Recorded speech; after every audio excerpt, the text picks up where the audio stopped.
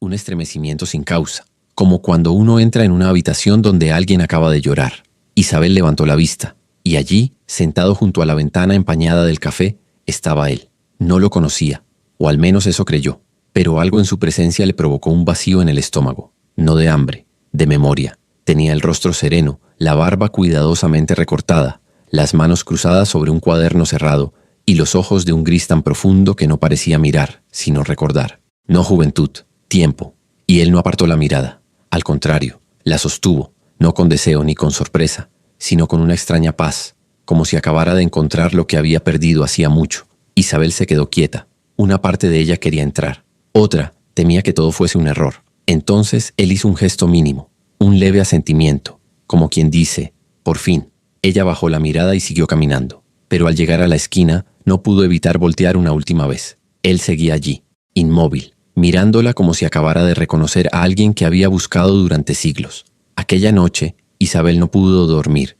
Encendió la lámpara de la mesita y se sentó junto a la ventana, envuelta en su bata de lana color crema. Las hojas del limonero del patio temblaban con el viento, y en medio de ese silencio punzante, una palabra le vino a la mente como un eco. Una palabra que no había escuchado en años. Sofía. No sabía por qué pensó en eso, pero la sensación fue tan clara, tan nítida, como si alguien se lo hubiese susurrado al oído. Sofía. Un nombre que nadie usaba. Un nombre que solo había escuchado una vez siendo niña, cuando su abuela, en una de sus últimas tardes lúcidas, le dijo: «Ese será tu verdadero nombre, cuando el alma despierte». Isabel pensó que era un delirio, la memoria de una anciana confundida, pero esa noche no pudo sacarlo de la cabeza. Se acostó tarde, con el corazón inquieto, y entre los pliegues de las sábanas frías volvió a soñar con él, no con el hombre del café, sino con él, el de sus sueños, el de siempre, el que nunca tenía rostro, pero esta vez lo tuvo. Era un sueño sin tiempo. Estaban en un jardín antiguo, rodeados de lirios blancos que respiraban con el viento. La luz era dorada, como si todo ocurriese en la hora exacta entre el día y la noche. Ella llevaba un vestido largo, de lino claro, y caminaba descalza sobre la hierba húmeda. Él la miraba desde un banco de piedra, con un libro abierto entre las manos. No hablaban, pero no era necesario. Había una ternura antigua en sus ojos, una promesa sin palabras, y mientras ella se acercaba sintió como si hubiera vivido ese momento antes.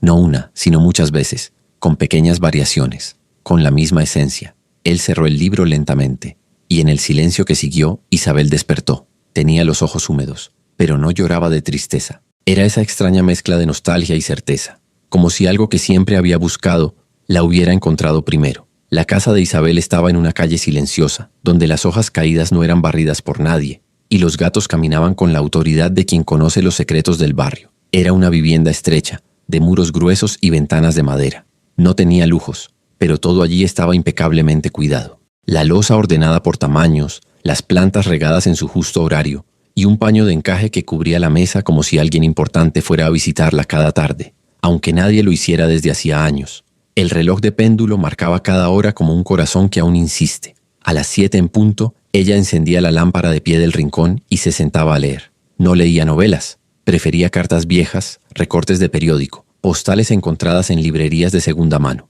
Le gustaban las palabras que no eran para ella, pero que parecían hablarle igual. Isabel no era viuda, nunca se casó. Tuvo pretendientes, claro, pero todos buscaban algo que ella no estaba dispuesta a entregar a cambio de compañía: su esencia. Cuando era más joven, escuchaba con frecuencia: «Eres demasiado intensa, piensas mucho, no tienes esa chispa». Y aunque dolía, nunca lo discutía.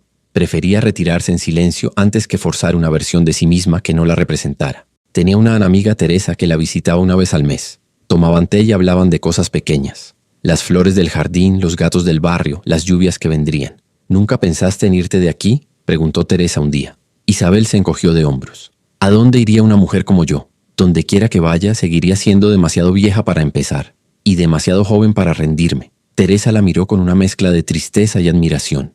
«Es que a veces pienso que estás esperando algo», dijo. «No algo», respondió Isabel. «Alguien». Sus días eran simples. Iba al mercado los martes, al café los viernes y a la iglesia los domingos. Aunque ya no creyera en todo lo que se decía allí, prefería orar en silencio. No pedía cosas, solo agradecía por seguir sintiendo, porque aún en medio de la soledad Isabel sabía algo que muchas habían olvidado. Estar sola no siempre es estar vacía. A veces escribía en un cuaderno, no poesía, no diarios. Escribía pensamientos sueltos, escenas que soñaba, frases que no sabía de dónde venían. como aquella que anotó justo el día después de ver al hombre en el café. Me llamó Sofía, y lo creí. Cerró el cuaderno, lo envolvió con una cinta y lo guardó debajo de la almohada, no para esconderlo, sino para protegerlo. Tenía un rincón favorito en su casa, un sillón frente a la ventana que daba al limonero. Allí pasaba las tardes con una manta tibia y un té de canela. Observaba el mundo sin moverse. Veía a los niños crecer, a los árboles mudar sus hojas, a los enamorados cambiar de pareja y a las mismas ancianas rezar las mismas oraciones. Y aún así, ella permanecía, no porque no pudiera cambiar, sino porque nunca sintió que el mundo tuviera un lugar para ella tal como era. Guardaba en una caja de madera objetos que no parecían tener valor, pero que para ella lo eran todo. Una carta sin firma, escrita con tinta azul que decía: si algún día sientes que no perteneces aquí, es porque ya perteneciste en otro tiempo. Un pasador antiguo con una inscripción en griego que nunca logró traducir. Un pañuelo bordado con flores que no existen en esta tierra. Y una pluma blanca que encontró en su almohada la noche en que soñó con una niña que le decía madre. A veces, al despertar, tenía la sensación de que alguien la había abrazado en sueños. Y por un instante se sentía llena, llenísima, como si hubiera regresado de algún lugar donde el alma había descansado. Luego el día comenzaba, y esa plenitud se deshacía, como la niebla bajo el sol. No era infeliz, pero llevaba un silencio largo a cuestas. No uno que pesa, sino uno que resuena.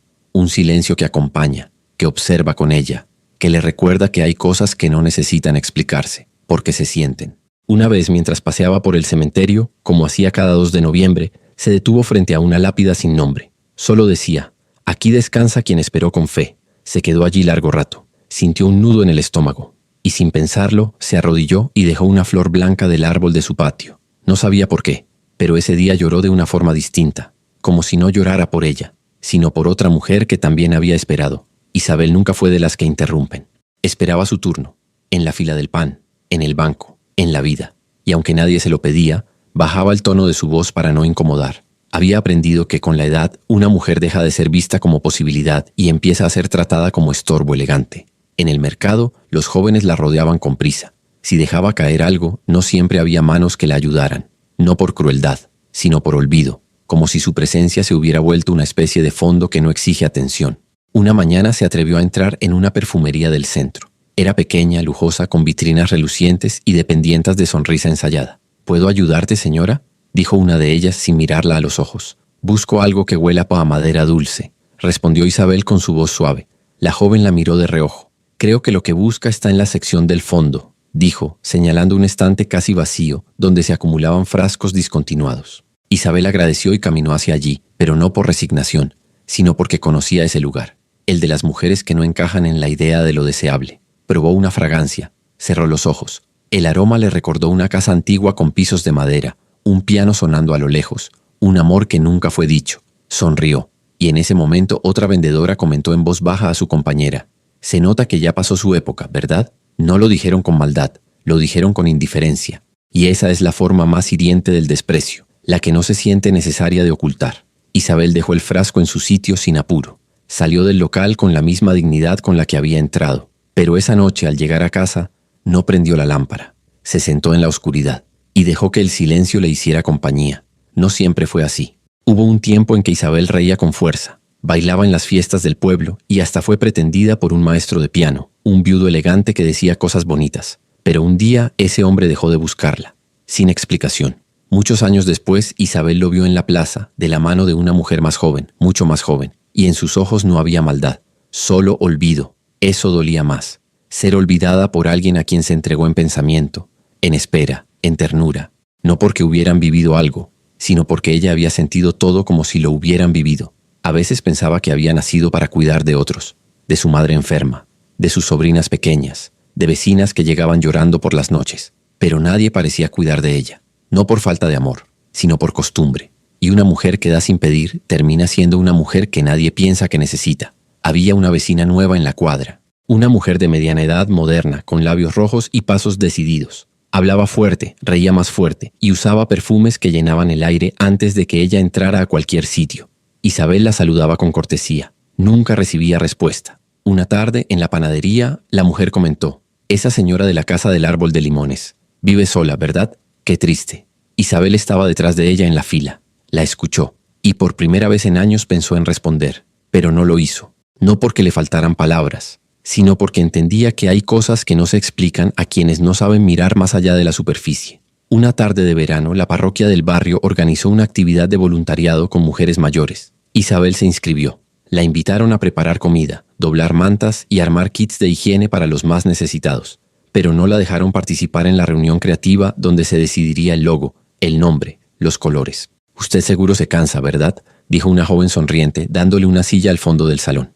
Isabel sonrió también y se sentó. Observó a las otras hablar, debatir, proponer, y se sintió de nuevo invisible, como si su experiencia no contara, como si su tiempo ya hubiera pasado, como si su presencia no aportara más que antigüedad. Volvió a casa caminando despacio, con el bolso apretado contra el pecho. Recordó las veces en que su voz había salvado a alguien de una mala decisión, las veces en que sostuvo manos temblorosas, las veces en que supo callar cuando era necesario y hablar cuando nadie se atrevía. Y pensó, ¿qué mundo es este, que desecha a las mujeres justo cuando empiezan a saber quiénes son?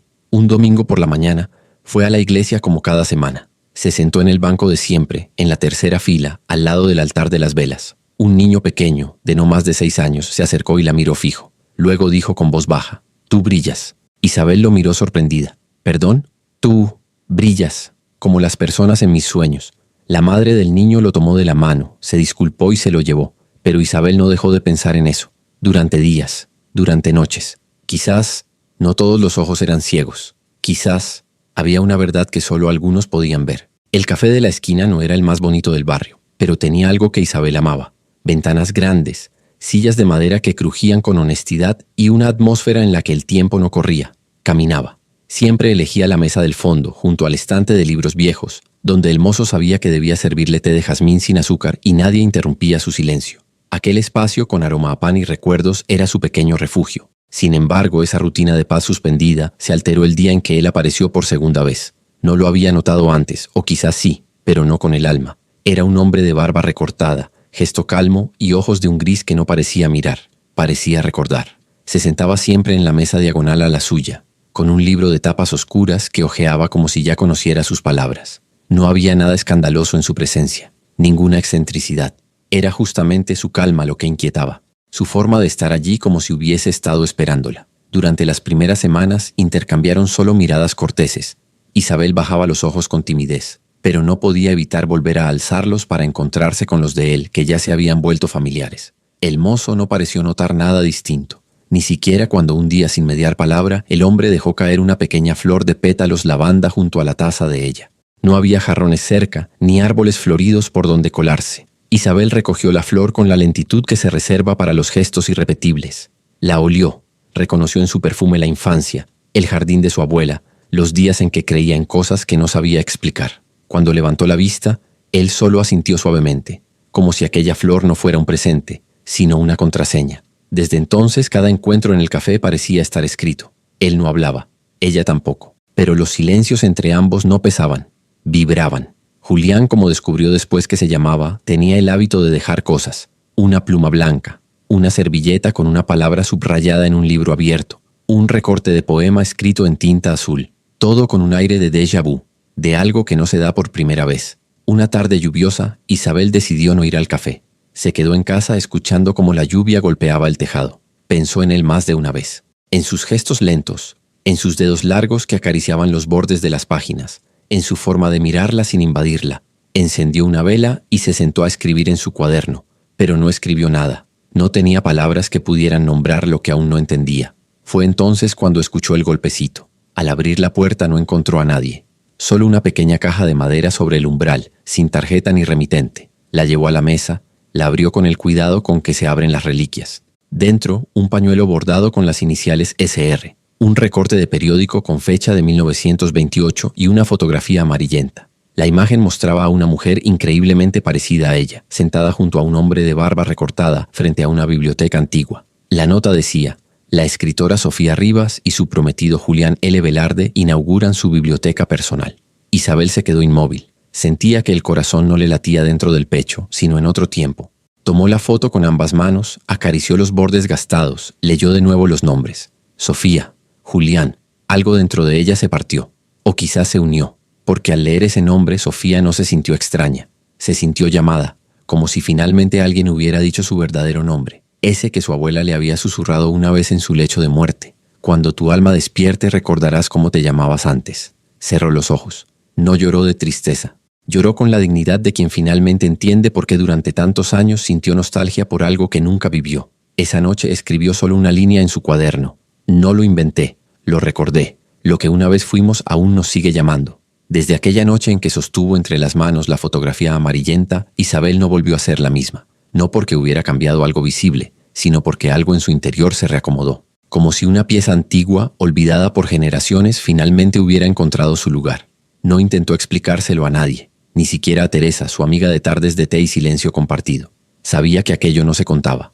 Se sostenía por dentro, como un hilo invisible que no se rompe pero que tampoco se muestra. Los días siguientes transcurrieron con una calma tensa, como si el mundo supiera que algo se estaba gestando. Isabel volvió al café sin expectativas. Caminó con su abrigo vino y el moño bajo sujeto con su cinta morada, como si todo en ella estuviera exactamente igual, excepto por dentro. Julián estaba allí, solo como siempre, con su libro y su café negro servido en taza de loza antigua. Al verla no se levantó, no hizo ningún gesto teatral. Solo alzó la vista y la sostuvo. Esa mirada no era de sorpresa, era de reconocimiento.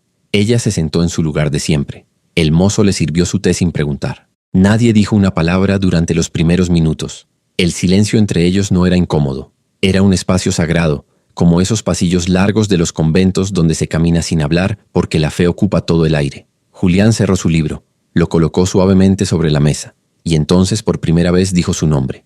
Sofía. Isabel parpadeó una vez. Luego otra. No necesitaba confirmar nada. Sabía que lo había escuchado con el alma antes que con los oídos. No respondió. No era necesario.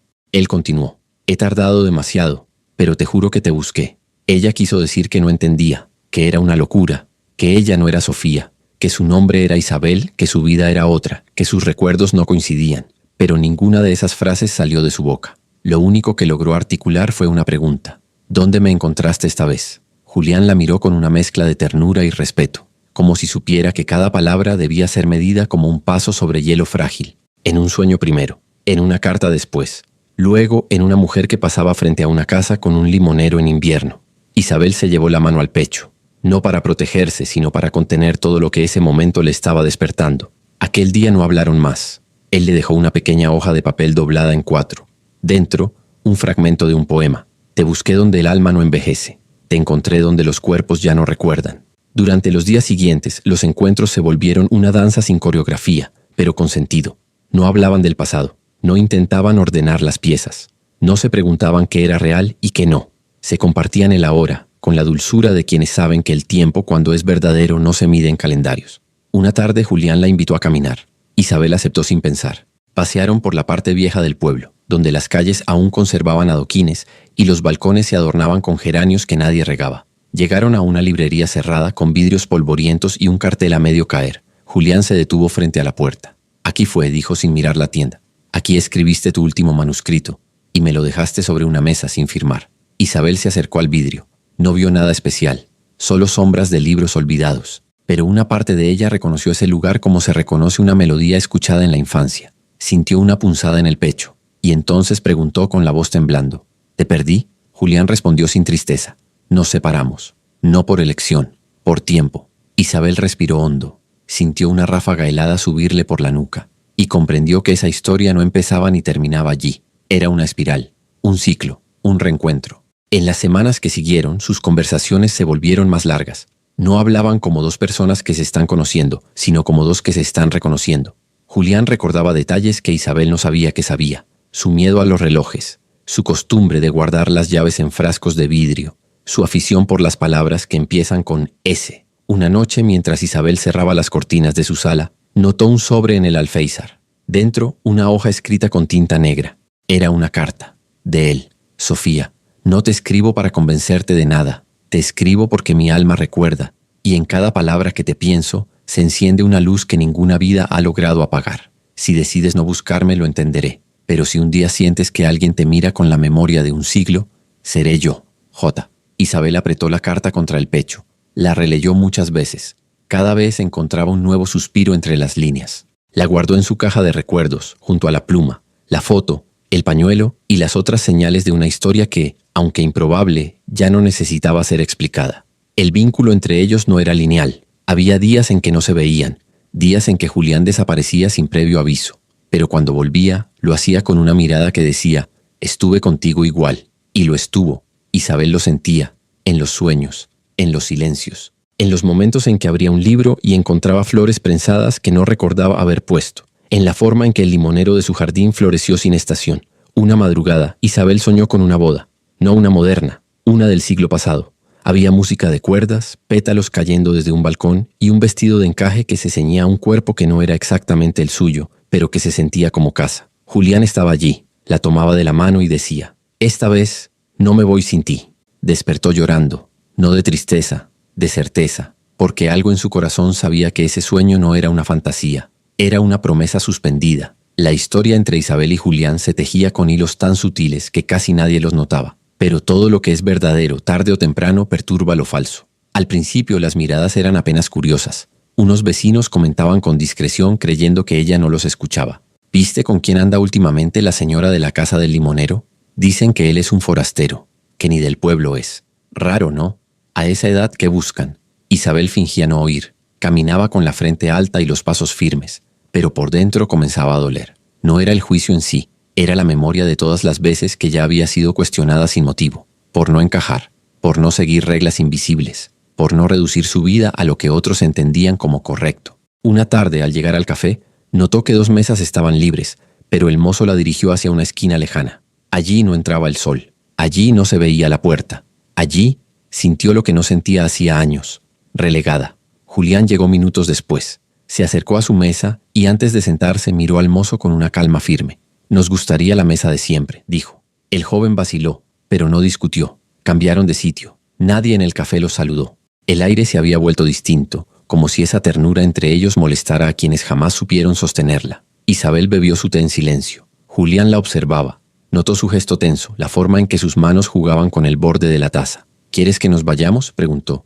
Ella negó con la cabeza. No, quiero quedarme, quiero que me vean. Era la primera vez que Isabel decía algo así, que deseaba ser vista, no por validación, sino por justicia, porque por fin había algo, alguien que no quería esconder. Sin embargo, el mundo no da tregua a los que aman diferente. Un día Teresa, su amiga de siempre, fue a visitarla sin previo aviso. Entró con el mismo abrigo azul que usaba en los inviernos desde hacía décadas y la mirada seria de quien ha escuchado algo que no le gustó. Me dijeron que te están viendo con un hombre, dijo, dejando la bolsa del pan sobre la mesa. Isabel, tranquila, sirvió el té como siempre.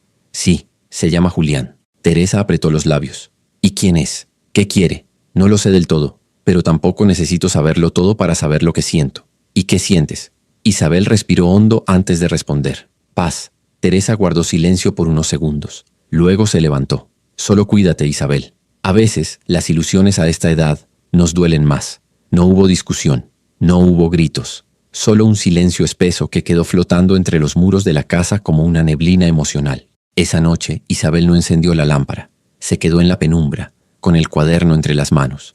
No escribió, no leía, solo pensaba. ¿Y si todo esto era un delirio? ¿Y si lo había inventado con los retazos de un deseo antiguo? ¿Y si estaba cometiendo el error de amar demasiado tarde? Pero entonces el viento abrió la ventana. Una hoja seca entró flotando. Al recogerla, notó algo extraño. Tenía escrita una palabra, a mano, con letra conocida. Sofía. Era suficiente. La duda desapareció, porque no había lógica que explicara aquello, pero tampoco la necesitaba. Algunas almas no viven para entender, viven para recordar. Al día siguiente Julián no apareció, ni al siguiente. Isabel volvió a sentir ese vacío antiguo que duele sin razón. Pasó por los lugares donde lo habían visto juntos, la librería abandonada, la plaza donde él le había recitado un verso, la esquina donde una vez le sostuvo la mano cuando tropezó. Nada, nadie. Pensó en buscarlo. ¿Pero dónde? ¿Cómo se busca a alguien que parece no pertenecer del todo a este mundo? Una semana después, al regresar del mercado, encontró una carta bajo la puerta. El sobre era color marfil, con tinta color sepia. El papel olía a madera y a algo que no sabía nombrar, pero que la hacía sentir a salvo. Dentro solo una frase. No te estoy dejando. Estoy honrando el silencio. A veces, las almas necesitan distancia para no confundirse con los ruidos del mundo. Isabel cerró los ojos. Comprendió. No lo juzgó. No lo culpó, porque ella también había sentido el peso de las voces externas, las opiniones ajenas, la presión de lo que debería ser. A los días recibió otra carta, esta vez con un lugar y una hora, Domingo al anochecer en la antigua estación. Isabel fue. Se puso su mejor abrigo. No por coquetería, sino como acto de respeto, como si se preparara para entrar en un templo. Al llegar, la estación estaba vacía, iluminada por la luz dorada del crepúsculo. Y allí, al fondo, sentado en el banco de madera, estaba él. No hablaron al principio, solo se miraron, largo, profundo, con todo lo que no habían podido decir frente al mundo. Entonces Julián se levantó, se acercó y sin pedir permiso tomó la mano de Isabel. ¿Aún quieres que me vean contigo? Isabel respondió sin dudar. Quiero que el mundo sepa que aún hay mujeres que aman con el alma y que no han pedido permiso para hacerlo. Julián la abrazó, no como quien consuela, sino como quien reconoce. Y en ese abrazo Isabel supo que todo juicio había perdido poder, porque el amor, cuando es limpio y sin miedo, no necesita explicaciones, solo espacio para ser. El abrazo en la vieja estación no fue largo, pero dejó en Isabel la sensación de haber cruzado una puerta invisible. No era un gesto romántico en el sentido convencional, fue un acto sagrado, como si al tocarse sellaran un pacto antiguo que había quedado inconcluso en otro tiempo. Desde ese día, algo cambió, no en ellos, porque en el fondo siempre habían estado enteros, sino en el entorno. El aire alrededor de Isabel parecía menos denso, como si ella misma se hubiese aligerado al dejar de luchar contra lo que era. Se permitía caminar más lento, mirar más alto, sonreír sin motivo. Julián volvió a frecuentar su casa no como un invitado, sino como alguien que ya conocía ese espacio con los ojos cerrados. Reconocía las esquinas, sabía dónde chirriaban los pisos, recordaba el ruido exacto que hacía la ventana al cerrarse. Se sentaban juntos por las tardes, a leer, a observar el limonero, a hablar poco. Isabel descubrió que el amor no siempre llega con fuegos artificiales. A veces se parece más a una calma honda, a una presencia que no interrumpe, pero sostiene. Una tarde Julián la miró largo rato y dijo: «Me encantaría presentarte en la biblioteca». «¿Cuál bibliotecas?», preguntó Isabel. «La del centro. Me han ofrecido una charla sobre autores olvidados del siglo XX, y tú eres uno de ellos». Ella se rió pensando que era una broma, pero él hablaba en serio. Había encontrado, en un archivo antiguo, relatos firmados por Sofía Rivas, una escritora con el mismo rostro que Isabel, con la misma voz en sus palabras, con los mismos silencios entre líneas. «Quiero que vengas conmigo», insistió Julián, no para demostrar nada, solo para estar. Isabel dudó, no por inseguridad, sino porque durante tantos años había aprendido a ser invisible que exponerse ahora le parecía un acto radical, pero aceptó, no por él, por ella. Por la mujer que había sido ignorada, malinterpretada, rechazada, por la niña que fue silenciada, por la alma que llevaba décadas esperando ser nombrada. La biblioteca estaba llena, no por ellos, claro. Era parte de un ciclo de charlas culturales que atraía a los mismos rostros de siempre: profesores jubilados, estudiantes curiosos, señoras de sombrero y perfume intenso.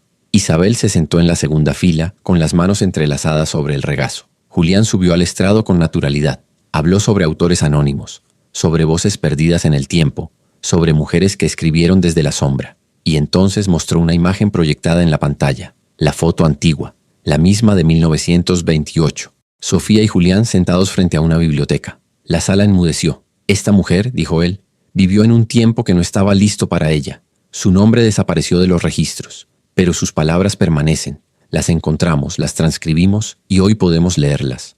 A veces el alma deja huellas que ni el olvido puede borrar». Isabel sintió como su cuerpo temblaba suavemente, no de miedo, de plenitud, como si cada célula de su ser dijera sí. Al final de la charla, varias personas se acercaron. Una mujer mayor la tomó de la mano y le dijo: «Yo la recuerdo. Mi abuela tenía un libro suyo. Siempre decía que esa escritora escribía como si rezara». Isabel sonrió. No necesitaba más confirmación que esa. La verdad ya no dolía. Ahora acariciaba. Días después, una periodista local pidió entrevistar a Julián sobre el hallazgo. Él aceptó con una condición: que Isabel estuviera presente. La entrevista fue sencilla. Preguntas sobre el descubrimiento, sobre la importancia de recuperar voces femeninas, sobre la conexión entre pasado y presente. En un momento la periodista preguntó: «¿Y usted, señora Isabel, qué siente al escuchar todo esto?». Ella pensó un momento. Luego respondió: «Siento que ya no me duele el silencio». Fue la frase que usaron como título de la nota. «Ya no me duele el silencio». Y así, sin buscarlo, Isabel se convirtió en símbolo, no de fama, no de escándalo, de redención, de dignidad, de esa belleza callada que tantas mujeres llevan por dentro y que el mundo nunca supo cómo nombrar. En el pueblo, las miradas cambiaron. Algunas seguían siendo prejuiciosas, pero otras nuevas se abrían con respeto. Mujeres de distintas edades empezaron a saludarla con una sonrisa, a dejar flores en su verja, a pedirle que les leyera una de esas cartas antiguas que guardaba con tanto cuidado. Teresa volvió una tarde, con una bolsa de pan caliente y un gesto de disculpa en la mirada. «Perdóname por dudar», dijo. «A veces una envejece también en la manera de mirar». Isabel la abrazó, porque la ternura no guarda rencores, solo memorias. El otoño llegó sin aviso, como suelen llegar las estaciones del alma. Las hojas del limonero comenzaron a caer antes de tiempo, como si quisieran desnudarse también.